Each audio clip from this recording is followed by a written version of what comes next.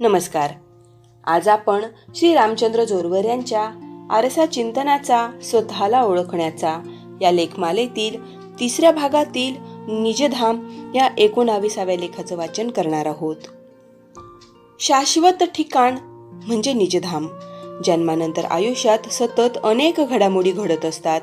आपण इथं कायमचं राहायला आलो नाही हे प्रत्येक व्यक्ती जाणून असते. एकदा जन्म झाला म्हणजे पुन्हा मृत्यू हा ठरलेलाच असतो. 100 वर्षांच्या आत बाहेर तो कधी कुणाला केव्हा येईल याची काहीच शाश्वती नसते. तरी देखील मनुष्य आपलं हे अशाश्वत जीवन विसरून जातो. जणू काही आपण इथं कायमचं राहायला आलो आहोत अशा आविर्भावात जगत राहतो. एवढ्या तेवढ्या गोष्टींना तो आपलं समजू लागतो. लहान सहान गोष्टींचा सतत संग्रह करत राहतो. त्या मिळवण्यासाठी जीवाचा आटापिटा करतो, भांडणतंटे करतो, वादविवाद करतो, प्रसंगी जीवाचीही पर्वा करत नाही. इतका याचा एवढ्या तेवढ्या गोष्टींमध्ये जीव अडकून बसतो. इतकी माया कधी कुणालाच शोभत नाही हे कळून देखील माणसं आपला मोह आवरण्यात अपयशीच ठरतात. सतत नवनवीन गोष्टींमध्ये अडकून पडतात. मग जीवन जगणंच राहून जातं. संग्रह करण्यातच आयुष्य भराभरा निघून जातं.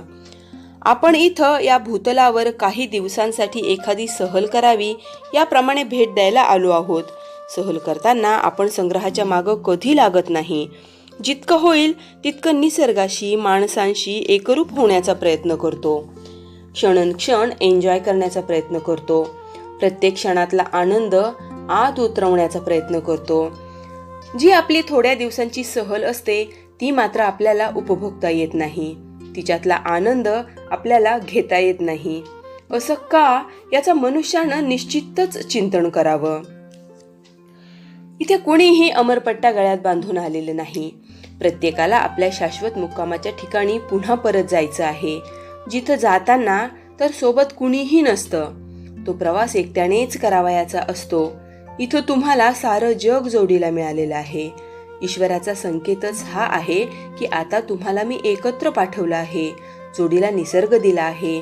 मुक्त श्वास घेण्याची संधी दिली आहे. आता तुम्ही एकमेकांच्या सहकार्याने जीवन उपभोगा. एकमेकांना जाणून घ्या. एकमेकांची सुख दुःख वाटून घ्या.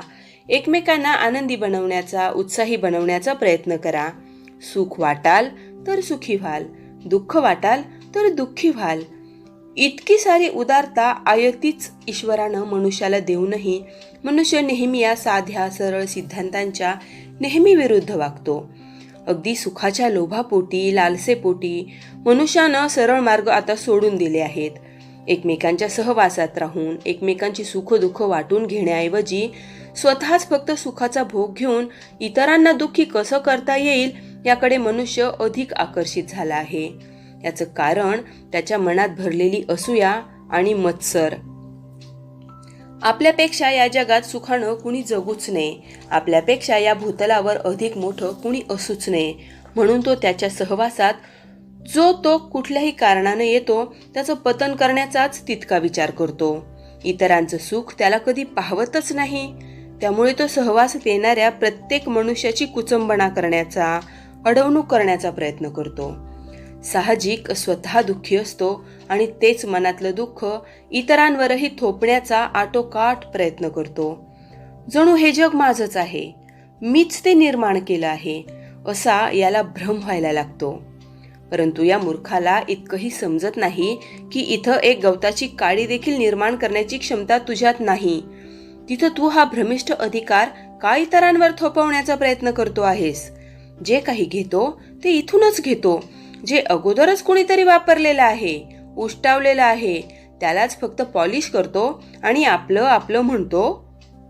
तुझ्यासारख्याच त्याला आपलं आपलं म्हणणाऱ्या अनेक पिढ्या इथं आल्या आणि इथंच सारं काही सोडून गेल्या.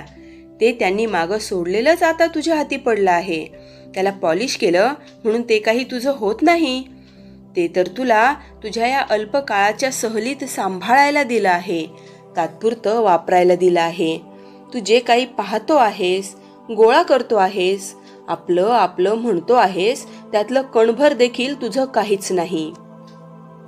आज लोकांशी वादविवाद करून, हाणामाऱ्या करून, लबाड्या करून, ज्या ज्या गोष्टींचा तू संचय करशील त्या सर्व गोष्टी तुला निजधामाकडे जाताना इथंच सोडून जाव्या लागणार आहेत. तेव्हा जगण्याची दिशा बदलायला शिक. आपलं समजून तू ज्या ज्या क्षुद्र गोष्टींमध्ये अडकून पडशील त्या सर्व गोष्टी तुला कधीच सुख देणार नाहीत. त्या तुला सतत दुःखात ठेवतील. मग त्या वस्तू असोत अथवा माणसं असोत, तुझा त्यांच्याबद्दलचा मोहच तुला दुःखाकडे घेऊन जाईल. या भूतलावरच्या या अल्प आयुष्यात इथून तुला जे काही घ्यायचं आहे, उचलायचं आहे, ते केवळ तुझ्या देहाला आनंद प्राप्त करून घेण्या इतपतच घ्यायचं आहे. इतरांना लुबाडून हिरावून घेऊन तू सुखी नाही होऊ शकणार. तुझ्या इतकाच या भूतलावर त्यांचाही जगण्याचा अधिकार आहे. त्यांनाही इथं आपली सहल सुखाने पार पाडायची आहे. म्हणून तू त्यांच्या आयुष्यात विघ्न बनण्याचा प्रयत्न करू नकोस. तू त्यांचं लुटायला जाशील तर ते तुला त्यांच्या वस्तू लुटू देणार नाहीत. त्यांनाही त्याची गरज आहे. मग वाद होतील, संघर्ष होतील आणि मग तुम्ही दोघेही सुखाने नाही राहू शकणार. ज्या गोष्टी तुमच्या दोघांच्याही नाहीत त्यावर तुमचा वाद कसला? वस्तूंचा मोह म्हणजे काही सुख नाही. वस्तू तुम्हाला शाश्वत आनंद कधीच देत नाहीत. त्या क्षणिक आनंद देतात. त्या फक्त कामापुरत्या गरजेच्या असतात. वापर झाला म्हणजे त्या टाकूनच द्यायच्या असतात. त्यांना देखील झीज आहे. आज ना उद्या त्या देखील नाहीशा होतात. मग अशा या अशाश्वत वस्तूंसाठी तुम्ही तुमचा आनंद का घालवून बसता? मनुष्य जितका कमी संग्रह करतो तितकाच तो अधिक सुखी होतो. जितका तो कुठल्याही गोष्टींच्या संग्रहाच्या अधिक मागे लागतो तितकीच तो अधिक दुःख ओढवून घेतो. कामापुरत्या वस्तूंचा संग्रह करणं, माणसांचा संग्रह करणं रास्त आहे. गरजेपुरती कुठलीही गोष्ट मनुष्याला आनंदी ठेवते, परंतु गरजेहून अधिक संग्रह करण्याचा अट्टहास दुःखाकडेच घेऊन जातो. अधिक जमवलेल्या गोष्टींमध्ये आपले अधिक श्रम खर्ची पडलेले असतात. त्यामुळे त्या गोष्टींमधलं आकर्षणही तितकंच दाट झालेलं असतं. बंधनं अधिक घट्ट झालेली असतात. मग तिथे आपली केवळ अधिकाराची भाषा उरते. मी केलं असा दृढ विश्वास निर्माण होतो. परंतु तुम्ही केलं असा जो दृढ विश्वास असतो तो तुम्ही वेळ आणि जीवनातला त्या क्षणातला आनंद घालवलेला असतो.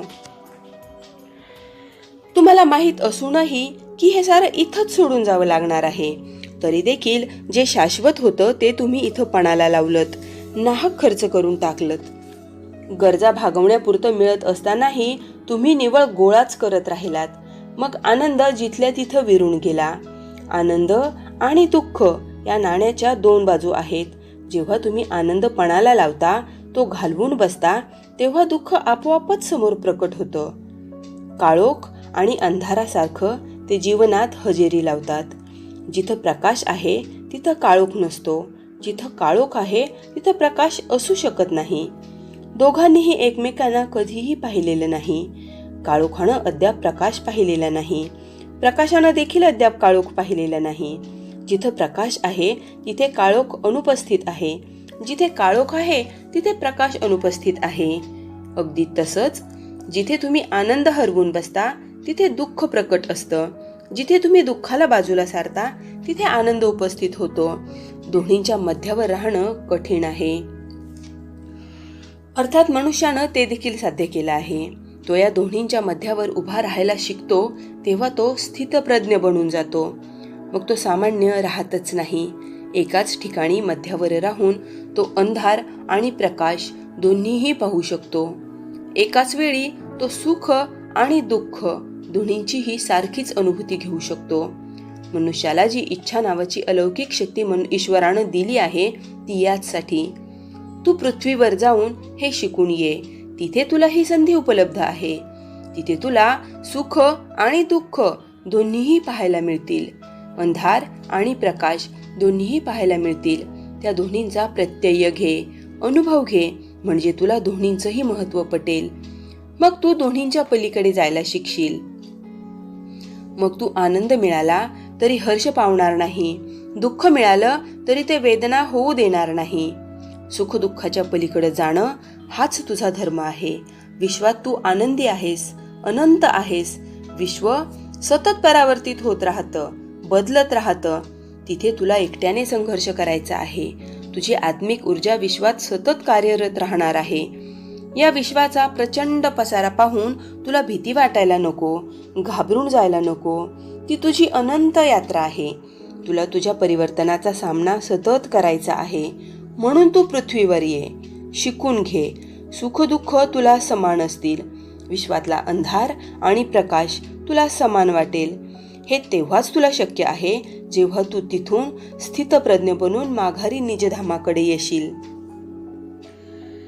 मनुष्यजन्मात हे शक्य आहे. तू ठरवलंस तर मोहमायेपासून तू सहज अलिप्त होशील. जर तुला मोहमायेचं बंधन पडणार नाही तर तुला अखिल मानवजात सारे सजीव समान वाटायला लागतील. मग तुझं तिथलं जगणं एक विशेष प्रयोग बनून जाईल. तुझी परीक्षा होऊन जाईल. तुझं मन शाश्वत आत्मतत्व प्राप्त करू शकेल, जे कशाचीही कधीही भीती बाळगणार नाही. आपल्याशिवाय इतर सारं क्षणिक अशाश्वत आहे हे कळालं म्हणजे भीती निघून जाते. मग कुणाचं काही देणं घेणं उरतच नाही. कशाचाच काही जमा खर्च उरत नाही. आणलं काही नव्हतं आणि नसणार देखील याबद्दल खात्री पटायला लागते. विश्वास निश्चित होतो. मग कशातच जीव अडकून पडत नाही. ज्यांना जे घ्यायचं त्यांना ते घेऊ द्यात. आज ना उद्या त्यांना देखील याच मार्गाने आपल्या निजधामाकडे जायचं आहे. कदाचित त्यांचा विश्वास दृढ व्हायला काही कालावधीमध्ये जावा लागेल. त्यांना पुनर्जन्माचीही गरज पडू शकेल. परंतु एक ना एक दिवस त्यांनाही सत्य जाणून घ्यावंच लागणार आहे. स्थितप्रज्ञ बनून जगाचा मोह सोडावाच लागणार आहे.